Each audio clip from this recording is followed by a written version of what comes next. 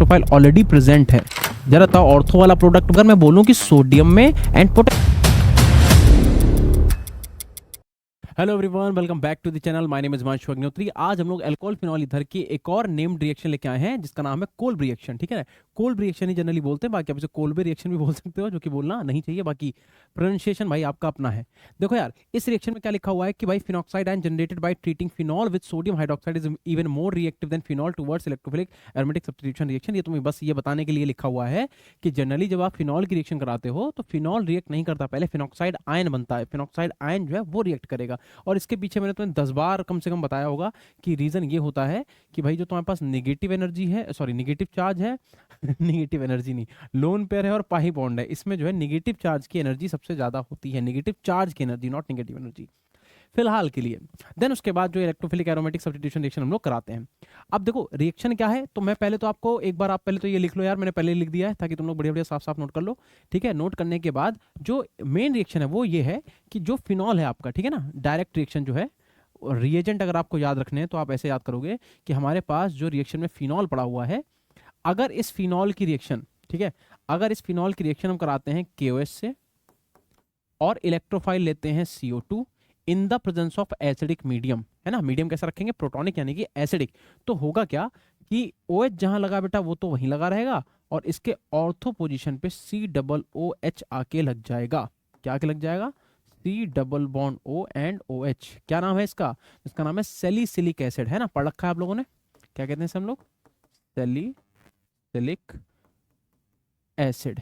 तो ये main reaction है आपकी कि फिनॉल की जब रिएक्शन हम कराते हैं KOH से in the presence of CO2 और हम प्रोटोनिक मीडियम रखते हैं तो सैलिसिलिक एसिड का फॉर्मेशन होता है। अब इस रिएक्शन को अगर आपको डायरेक्ट करना है, देखो जनरली क्या है कि तुमसे क्वेश्चन में वैसे तो मैकेनिज्म से भी क्वेश्चन आ सकता है कि भाई बताओ रिएक्शन में इलेक्ट्रोफाइल क्या है, जनरेट करना पड़ता है या ऑलरेडी प्रेजेंट है इसके अंदर, या फिर तुम्हें सिर्फ रिएजेंट दे दिया और कहा भाई रिएक्शन कराओ प्रोडक्ट बनाओ, या फिर अभी हम लोग सैलिसिलिक एसिड जो तुमने बनाया है इसकी भी रिएक्शन देखेंगे कि एस्पिरिन कैसे बनता है और मेथाइल सैलिसिलेट कैसे बनता है, फिनाइल सैलिसिलेट कैसे बनता है, वो सब भी देखेंगे। फिलहाल के लिए आप इतने का जल्दी से स्क्रीनशॉट लो, ठीक है, फिर हम लोग इसकी मैकेनिज्म की तरफ बढ़ते हैं कि मैकेनिज्म क्या है इस रिएक्शन की। चलो भाई, इतना करने के बाद अब आ जाओ आगे। तो हमारे पास मेन रिएक्शन क्या थी, एक बार मैं यहाँ पे मेन रिएक्शन वापस से लिख देता हूँ कि हमारे पास जो फिनॉल है, ठीक है ना, इस फिनॉल की रिएक्शन अगर हम कराते हैं किससे, देखो KOH से, और क्या ले लें बेटा, CO2 in the presence of protonic medium, तो क्या बनता है, सैलिसिलिक एसिड का फॉर्मेशन होता है, यानी कि इसकी ऑर्थो पोजीशन पे आके क्या लग जाएगा, C double bond O and OH। ठीक, क्या नाम है इसका, सैलिसिलिक एसिड,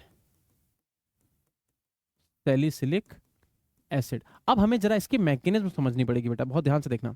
तो मुझे बताओ क्या रिएक्शन में हमें इलेक्ट्रोफाइल जनरेट करना पड़ेगा या फिर रिएक्शन में हमारे पास इलेक्ट्रोफाइल ऑलरेडी प्रेजेंट है? जरा देखो और बताओ। तो यार देखो, पहली बात तो अगर आपको दिख रहा हो CO2, है ना, CO2 को अगर मैं लिखूं C double bond O double bond O, एक कार्बन से 2 ऑक्सीजन जुड़े हुए हैं, और ऑक्सीजन के बारे में आपको पता है कि oxygen is more electronegative element, या क्या दो, सेकंड मोस्ट इलेक्ट्रोनेगेटिव एलिमेंट। तो भैया अगर एक कार्बन से 2 ऑक्सीजन जुड़े हुए हैं तो उसकी इलेक्ट्रॉन डेंसिटी को अपनी तरफ खींच रहे हैं, यानी कि कार्बन ऑलरेडी बहुत ही ज्यादा कैसा है, इलेक्ट्रोफिलिक है। इसका मतलब तुम्हें इलेक्ट्रोफाइल जनरेट करने की बिल्कुल भी जरूरत नहीं है, रिएक्शन में ऑलरेडी हमें इलेक्ट्रोफाइल कहीं ना कहीं दे रखा है। तो सबसे पहले आप क्या करोगे, ये जो फिनॉल है इसे उठाओगे, तो ये रहा फिनॉल, और फिनॉल जो है सबसे पहले रिएक्शन करेगा किससे, KOH से, है ना। सबसे पहले क्या होगा, इसकी रिएक्शन आपने KOH से कराई तो KOH का जो OH माइनस है वो क्या करेगा बेटा, इस एसिडिक हाइड्रोजन को यहां से निकाल के वाटर को अलग निकाल देगा, जल देवता को यहां से निकाल देगा, OH और ये H, है ना। जैसे यहां से वाटर मॉलिक्यूल निकला, O पे कैसा चार्ज जनरेट हो जाएगा, O पे निगेटिव चार्ज जनरेट हो जाएगा, और यहां पे क्या आ जाएगा बेटा, यहां पे आ जाएगा अपने पास फिनॉक्साइड आयन।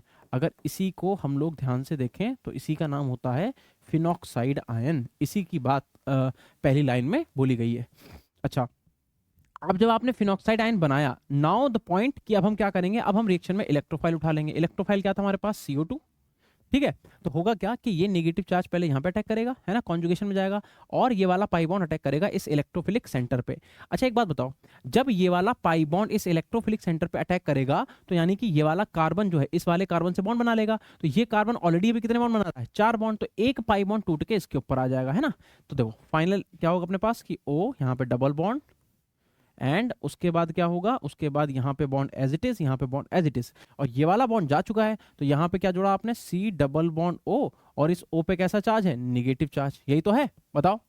अब क्या करें, देखो ये कोई स्टेबल स्पीसीज तो है नहीं, हमें क्या आगे अभी प्रोडक्ट कंप्लीट करना है अपना। तो देखो यार सिंपल सी बात है, अगर आप ध्यान दो तो यहाँ पे अपने पास एक हाइड्रोजन है। देखो वैसे तो जनरली क्या होता है कि ये कॉन्जुगेशन करता है, मतलब ये वाला बॉन्ड पहले इधर आता है, फिर ये वाला बॉन्ड इधर आता है, ये वाला बॉन्ड इधर जाता है, तब ये बॉन्ड इधर आता है ना। तो ये चाहो तो तुम बार बार स्टेप में करके दिखाओ, और चाहे तो आप डायरेक्ट इसका रीअरेंजमेंट करा लिया करो, क्योंकि आप मैकेनिज्म कर रहे हो। अभी आपसे मैकेनिज्म ये नहीं पूछता कि बॉन्ड कैसे निकाले, ये सब फालतू बातें नहीं पूछता वो, इतनी बेसिक बातें आपको पता होनी चाहिए। आपसे पूछता क्या है कि भाई रिएक्शन में इलेक्ट्रोफाइल क्या है, इलेक्ट्रोफाइल अगर जनरेट हुआ है तो बताओ ऑर्थो वाला प्रोडक्ट बनेगा मेजर, या पैरा वाला मेजर बनेगा, या फिर अगर हम NaOH ले रहे हैं तो क्या प्रोडक्ट बनेगा, और अगर NaOH में लेंगे तो ऑर्थो वाला मेजर होगा या पैरा वाला। ये सब चीजें पूछी जाती है, वो मैं आपको बताएंगे।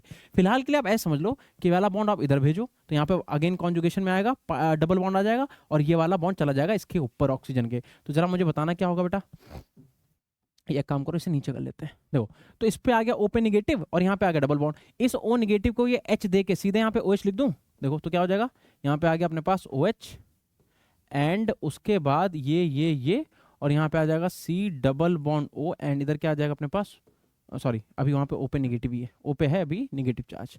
ये वाला स्टेप एक बार फिर से देख लो। तो यार ये वाला बॉन्ड जब यहाँ पे टूटा तो यहाँ पे डबल बॉन्ड आ गया, और डबल बॉन्ड आने के साथ ही इस कार्बन की वैलेंसी कितनी होगी, 5, अभी 4 बना रहा है, तो एक और बॉन्ड आएगा 5 हो जाएगा, तो इसने पाई बॉन्ड तोड़ दिया O के ऊपर। O पे कैसा चार्ज जनरेट हुआ, निगेटिव चार्ज।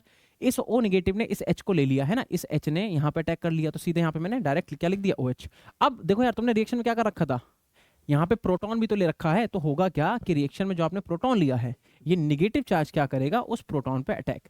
एक अच्छा बात और ध्यान रखना, अगर मान लो मैं ऐसे एरो बना दूं तो गलत है क्या, बिल्कुल गलत है। प्रोटॉन कभी भी अटैक नहीं कर सकता, ध्यान रखना। पॉजिटिवली चार्ज स्पीसीज जो होती हैं वो कभी भी अटैक नहीं करते। अटैक कौन करेगा, negative charge, electron, pi bond, यही करेंगे, है ना।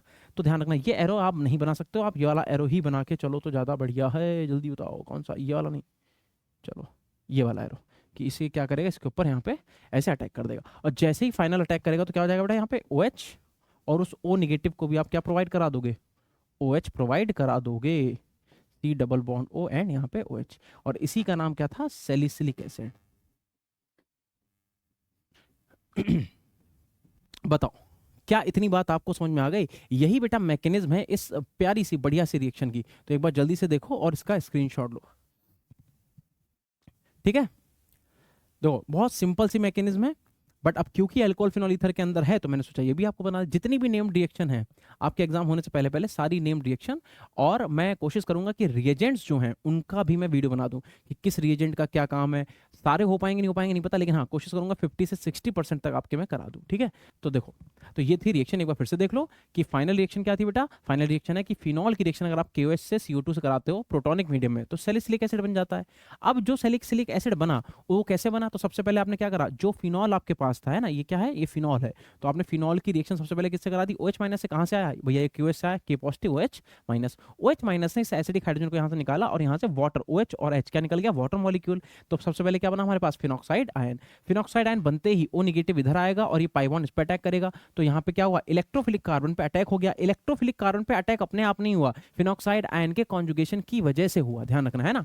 तो इस निगेटिव ने यहाँ पे अटैक करा, ये वाला जाके इस पे अटैक करेगा, ये वाला पाई बॉन्ड इसके फेवर में, क्योंकि कार्बन 5 बॉन्ड तो बनाएगा नहीं। फिर हुआ क्या कि इस वाले कार्बन से, ये जो आप कार्बन देख रहे हो, दिस कार्बन, ये वाला कार्बन, इससे जाके जुड़ गया कौन, ये वाला ग्रुप, है ना। अच्छा O निगेटिव के साथ, और आपको पता है कि बेंजीन के हर कार्बन के पास एक हाइड्रोजन होता है, इसका मतलब इस कार्बन के पास भी क्या होगा, हाइड्रोजन होगा। तो ये वाले बॉन्ड को मैंने इधर तोड़ा तो यहाँ पे डबल बॉन्ड आएगा, सेम टाइम पे पाई बॉन्ड टूटेगा ऑक्सीजन के ऊपर। O पे कैसा चार्ज जनरेट होगा, निगेटिव चार्ज। इस O निगेटिव को ये H दे के डायरेक्ट मैंने वहां पे क्या लिख दिया, OH लिख दिया। एंड उसके बाद अगर हम ध्यान से देखें तो अभी भी इस O पे एक निगेटिव बचा है, उसके लिए क्या करेंगे, उसके लिए ऑलरेडी तुमने रिएक्शन में प्रोटॉन ले रखा है, एसिडिक मीडियम ले रखा है, तो ये क्या करेगा, O निगेटिव इस H को लेके यहाँ पे सैलिसिलिक एसिड का फॉर्मेशन कर लेगा। चलो भाई, अब ये तो हो गई सिंपल सी इसकी मैकेनिज्म और रिएक्शन। अब कुछ ऐसी बातें जो इस टॉपिक से आपसे पूछी जानी है उन्हें नोट करके लिखो, ठीक है ना। क्या लिखोगे, देखो इधर, पहली बात तो अगर देखो यार, अगर तुमने NaOH लिया तो Na कैसा है, Na एक, भाई देखो हलीना की रूबी से फ्रेंड, फर्स्ट ग्रुप याद है, हलीना की रूबी से फ्रेंडशिप, तो भैया टॉप टू बॉटम आते हो क्या होता है, साइज बढ़ता है कि नहीं, हाँ या ना बोलो, साइज बढ़ता है। तो अगर मैं बोलूं कि सोडियम में एंड पोटेशियम में कौन बड़ा है, तो आंसर इज पोटेशियम बड़ा है। तो इसका मतलब अगर हम बात करें Na की, तो Na का जो साइज है वो स्मॉल है कि नहीं, बताओ। Na जो है उसका साइज कैसा है, स्मॉल है, यानी कि यहाँ पे क्या है, स्मॉल साइज है, स्मॉल साइज।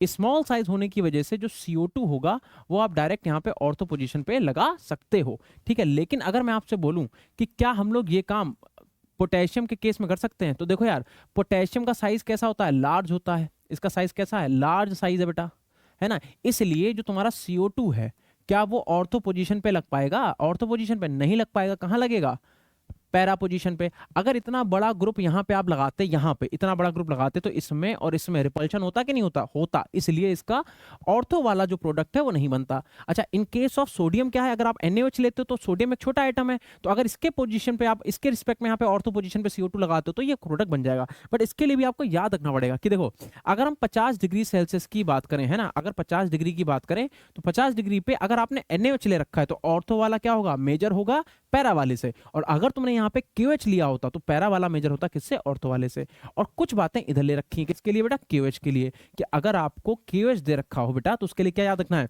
अगर टेम्परेचर आपका 60 से क्या है, कम है, तो उस केस में पैरा आपका मेजर होगा, ऑर्थो आपका माइनर होगा।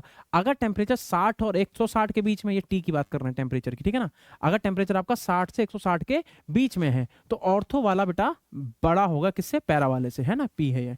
और अगर टेम्परेचर ग्रेटर देन है 160 तो क्या हो जाएगा, para is greater than ortho. ये ग्रेटर देन का मतलब है मेजर माइनर से, कि पैरा वाला जो है मेजर होगा, ऑर्थो वाला जो है वो माइनर होगा। तो इतनी बात को यार 100% समझा के, है ना, इसे नोट बनाओ और 100% बना के कहीं पे जल्दी से नोट कर लो। ये तुम्हारे लिए इस रिएक्शन से सबसे इंपॉर्टेंट चीज है जो आपसे पूछी जाएगी, कि बताओ भैया कौन सा मेजर है कौन सा माइनर है। अब तुम कहोगे तो सर टेम्परेचर भी याद रखना पड़ेगा। अबे भैया कुछ ही तो रिएक्शन है, सब में तो तुम्हें टेम्परेचर याद नहीं रखना है, तो कुछ ऐसे रिएक्शन है जिसमें आपको टेम्परेचर याद रखना पड़ेगा। तो हाँ, इसमें आपको टेम्परेचर ध्यान रखना पड़ेगा, इसीलिए तो लिखा है अलग से। जल्दी से चलो इसे भी आप नोट करो, स्क्रीनशॉट लो, ठीक है। अब देखो, अब हमें ना कुछ सैलिसिलिक एसिड की रिएक्शंस पढ़नी पड़ेंगी। अब ये सैलिसिलिक एसिड की रिएक्शंस क्या है, देखो यार, अभी पहली बात हम लोगों ने थोड़ी देर पहले सैलिसिलिक एसिड बनाया था। क्या था सैलिसिलिक एसिड, कि यहाँ पे OH है ना, और इसके ऑर्थो पोजीशन पे क्या लगाया था हम लोगों ने, COOH। कोई टॉपिक पढ़ रहे हो तो उसे कंप्लीट ही तो पढ़ोगे, इनकम्प्लीट छोड़ दूं। देखो ये हो गया अपने पास क्या, सैलिसिलिक एसिड। फिर से एक बार इसका नाम लिख देते हैं, सैलिसिलिक एसिड, ठीक है। अब देखो, इस सैलिसिलिक एसिड की जो मोस्ट कॉमन रिएक्शन जो तुमसे पूछी ही जाती है वो देख लो। सबसे पहले क्या, आप इसकी रिएक्शन करा दो, CH3 double bond O Cl, क्या नाम है, acetyl chloride, in the presence of acid anhydride, यानी कि CH3 C double bond O C double bond O and CH3, ठीक है। दूसरा आपसे कहेगा इसकी रिएक्शन आप MEOH से करा दो। MEOH का मतलब मेथनॉल, चाहो तो आप CH3OH लिख दो, है ना, Me का मतलब मेथनॉल होता है यार, पता ही होगा तुम लोगों को, ठीक है। तो यहाँ पे आप लिख दो CH3OH, और इसकी रिएक्शन कहेगा आपसे करा दो PHOH से, PH एंड OH से। तो भाई देखो, सबसे पहले वाली रिएक्शन देखते हैं।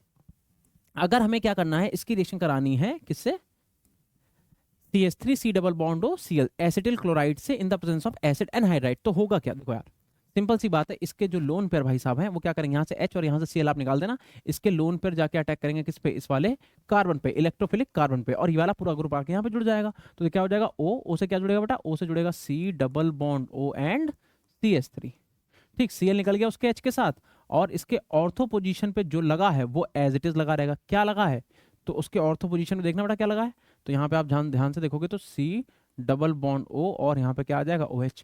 इसका नाम क्या है, तो मैं आपको बता दूं, इसे ही कहते हैं एस्पिरिन, ठीक है। क्या है ये, एस्पिरिन है। तो आपसे बहुत बार आपसे ये क्वेश्चन पूछा जाएगा कि भैया एस्पिरिन को कैसे बनाया जाता है, या फिर आपसे डायरेक्ट रिएक्शन दे देगा और प्रोडक्ट में तुम्हें स्ट्रक्चर बना के नहीं देगा, ये नाम लिख देगा, एस्पिरिन है, डिटॉल है, या XYZ जो भी है, फॉर एग्जांपल बीटा डाइइन है, कुछ भी XYZ तुम्हें ऑप्शन 4 लिख देगा, बताओ क्या बनता है। तो तुम्हें प्रोडक्ट बना के उसका नाम भी याद रखना कि इसे हम लोग क्या बोलते हैं, एस्पिरिन ही कहते हैं। और इसका नाम क्या है बताओ, बताओ। इसे हम लोग एसिटाइल सैलिसिलेट भी बोलते हैं, ठीक है ना। तो और इसका नाम एक और ध्यान रखना, एसाइल ग्रुप लगाया ना, इसे हम लोग क्या बोलेंगे, एसाइल सैलिसिलेट। हाँ ठीक है,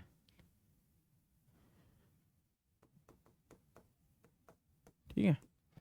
और देख लो, अगर इसकी रिएक्शन आपने क्या कराई, अगर इसकी रिएक्शन आपने CH3OH से करा दी तो क्या होगा, तो अपने पास यहाँ पे OH एज इट इज रहेगा, और जहाँ पे अपने पास CH3OH लगा हुआ है वहाँ पे क्या हो जाएगा कि C डबल बॉन्ड O, और इधर आ जाएगा OCH3। ठीक है, इसे क्या कहेंगे, इसे कहेंगे मेथाइल सैलिसिलेट। इसका नाम क्या हो जाएगा, इसका नाम हो जाएगा मेथाइल सैलिसिलेट। और अगर इसकी रिएक्शन हमने PHOS से करा दी तो क्या हो जाएगा बेटा, फिनॉल से रिएक्शन कराओगे तो क्या हो जाएगा, अगर आपने सैलिसिलिक एसिड की रिएक्शन फिनॉल से करा दी तो यहाँ पे आ जाएगा C डबल बॉन्ड O, और यहाँ पे O के साथ क्या आ जाएगा, PH आ जाएगा। इसका नाम क्या हो जाएगा, ये अगर मिथाइल है तो ये क्या हो जाएगा, फिनाइल है ना, तो सेम रहेगा, बस इसका नाम हो जाएगा फिनाइल सैलिसिलेट। ये अपने पास 3 मेजर ऐसी रिएक्शंस हैं जो आपको सैलिसिलिक एसिड की पूछी ही जाएंगी। तो आप जब कोल्ब रिएक्शन पढ़ोगे तो आपको ये तीनों रिएक्शन को बहुत ध्यान से पढ़ना होगा। इसका जल्दी से प्यारा सा स्क्रीनशॉट लो, ठीक है। एंड आई होप तुम लोगों को ये रिएक्शन समझ में आई होगी। अगर तुम लोग जल्दी जल्दी ये रिएक्शंस कंप्लीट कर लो, और मैं बोलता हूँ बार बार कि ऑर्गेनिक अगर आपको पढ़नी है, ऑर्गेनिक अगर आपको क्वेश्चन सही करने हैं, तो उसका एकमात्र बेटा रूल यही है कि आपको सारी नेम रिएक्शन फिंगर टिप्स पे आनी चाहिए, और आपको रिएजेंट रटे होने चाहिए, और थोड़ा बहुत मैकेनिज्म, रिएक्शन मैकेनिज्म का ज्ञान होना चाहिए। SN1 कब हो रही है, SN2 कब हो रही है। अगर बन गया तो मैं जल्दी ही आपको उसकी भी एक ट्रिक बता दूंगा कि कब आपको कैसे पहचानोगे कब SN1 हो रही है, कब SN2 हो रही है, E1 कब हो रही है, E2 कब हो रही है। तो थोड़ा सा आप मैकेनिज्म का ज्ञान लो, और रिएजेंट और नेम रिएक्शन को फिंगर टिप्स पे याद रखो। ऑर्गेनिक का क्वेश्चन आपका गलत नहीं होगा, ठीक है। तो फिलहाल के लिए ये हमारी रिएक्शन हो गई है ना। तो सैलिसिलिक एसिड की ये रिएक्शन आप ध्यान रखिएगा। देन उसके बाद ये मैंने इस पे नोट बनवाया था, क्यों तुम्हें इंपॉर्टेंट है, क्यों याद रखना है, तुमसे ऑर्थो पैरा पूछा जाएगा कौन सा मेजर कौन सा माइनर, उसका रीजन भी लिखा है, टेम्परेचर भी लिखा है, रटना पड़ेगा आपको। देन उसके बाद ये रही हमारे पास main mechanism of the reaction, और फाइनली ये है हमारे पास रिएक्शन, ठीक है। तो आई होप तुम लोगों को रिएक्शन समझ में आई होगी। फिलहाल के लिए इतना ही, thank you so much, bye.